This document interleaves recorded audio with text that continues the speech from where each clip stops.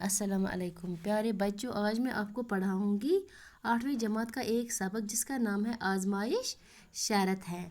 आपको पता है हमें हर एक इंसान को पहले आजमाना चाहिए। हमें आजमाना चाहिए यानी कि हमें आजमाने के बगैर किसी पर भी भरोसा नहीं करना चाहिए, चाहे वो अपना दोस्त क्यों ना हो। अगर हम किसी को अपना दोस्त बनाएंगे तो उसको भी पहले हमें आजमाना चाहिए। चाहे हम अपने किसी रिश्तेदार पर भरोसा करेंगे तो पहले हमें इसको भी आजमाना चाहिए। इसी बिना पर ये कहानी लिखी गई है कि हमें हर एक को पहले ये आजमाना चाहिए, फिर हमें भरोसा करना चाहिए।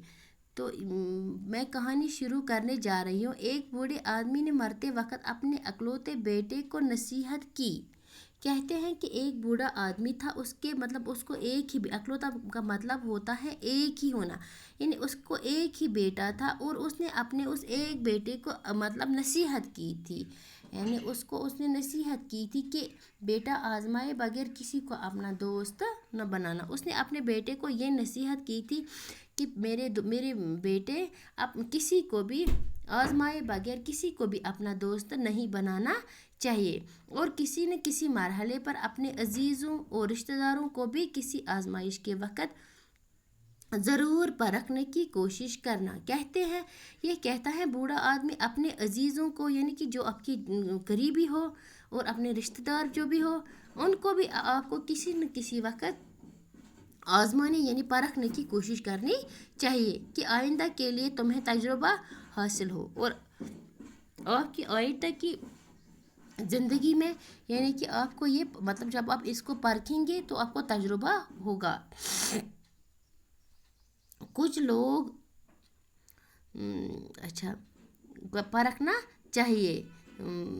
कुछ दिनों बाद बूढ़ा आदमी मर गया। क्योंकि कुछ दिन हुए और ये बूढ़ा आदमी इसी अस्थना में मर गया, और बेटे ने बाप की बातों को आजमाने के लिए अपनी बीवी और अपने करीबी दोस्त की आजमाइश का तहिया कर लिया। तो चूँकि ये बूढ़ा आदमी मर गया और जो इसका बेटा था, इसने क्या किया, इसने ये कहा कि मैं पहले अपनी बीवी को मैं आजमाऊं और अपने दोस्त यानी कि करीबी दोस्त पहले मैं इन्हीं की आजमाइश करूँगा। इसने तहिया यानी इसकी ठान लिया है कि मैं पहले इन्हीं को आजमाऊँगा। इसका दोस्त बहुत ही चालाक था। क्योंकि इसका दोस्त बहुत ही चालाक था और मुकामी हाकिमों के लिए मुखबिरी जासूसी का काम करता था। उसका दोस्त जो था ये मकामी लोगों के लिए यानी कि पुलिस के लिए हम ये कह सकते हैं ये जासूसी का काम करता था। तो ये मुखबिरी का ये एक खबर देने वाले का मुखबिर को किसको बोलते हैं? जो खबर देता है इसको हम मुखबिर कहते हैं। खबर देने वाले को मुखबिर कहते हैं। ये उनके लिए काम करता था, जासूसी करता था। वो इस नौजवान के घर भी आया जाया करता था, और ये जो इसका दोस्त था ये इस नौजवान के घर भी आया जाया करता था और इसकी बीवी को भाभी कहकर पुकारता था। और ये जो नौजवान था ये इसकी बीवी को भाभी कहकर पुकारता था। एक रोज़ नौजवान किसी काम से शहर चला गया। क्योंकि एक रोज़ जो ये नौजवान था ये किसी काम से शहर चला गया और वापसी पर कसाई की दुकान से सरी पाए खरीद कर लाया। और जब ये वापस आया शहर से, इसने क्या किया, इसने एक आपको पता है कसाई किसको बोलते हैं प्यारे बच्चों? कसाई बोलते हैं जिसका कशर पर पुज वना, समझ है एवं गबरो, जिसको हम कश्मीरी में पुज कहते हैं। और ये कसाई के दुकान पर गए और वहाँ से सरी पाए पता है किसको कहते हैं हम? सरी पाए मतलब होता है सर और पाँव, यानी कि तेम ओन कल हिरत बे आयन जंग खरीद कर लाया। इसने वो लाया सर और ये इसके पैर लाए, यानी इमोन सर कल तो जंग आए।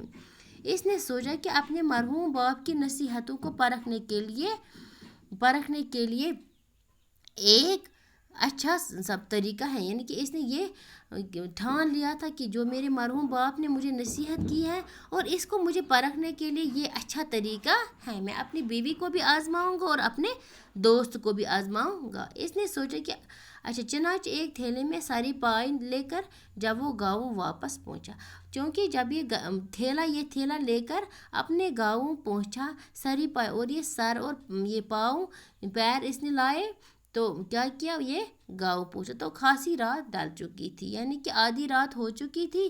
اس نے اندھیرے میں گھبرائی ہوئی آواز میں اپنی بیوی سے کہا، اور اس نے اندھیرے میں گھبرائی ہوئی آواز اس کی تھی، تھر تھری سی آواز تھی اس کی، اور اس نے اپنی بیوی کو کہا کہ وہ گھر میں روشنی نہ کرے، یعنی کہ اپنے گھر میں روشنی مت جلاؤ، یعنی کہ اندھیرا ہی رکھو۔ وہ ایک کدال لے کر چپ چاپ آنگن میں ایک گڑھا کھودنے لگا۔ یہ ایک کدال سے جس سے ہم یہ زمین کھودتے ہیں، یہی اس نے لایا اور گڑھا کھودنے لگا۔ آپ کو سمجھ، یعنی کہ اب یہی مطلب اپنی بیوی اور اپنے دوست کو آزمانے کی کوشش کر رہا تھا۔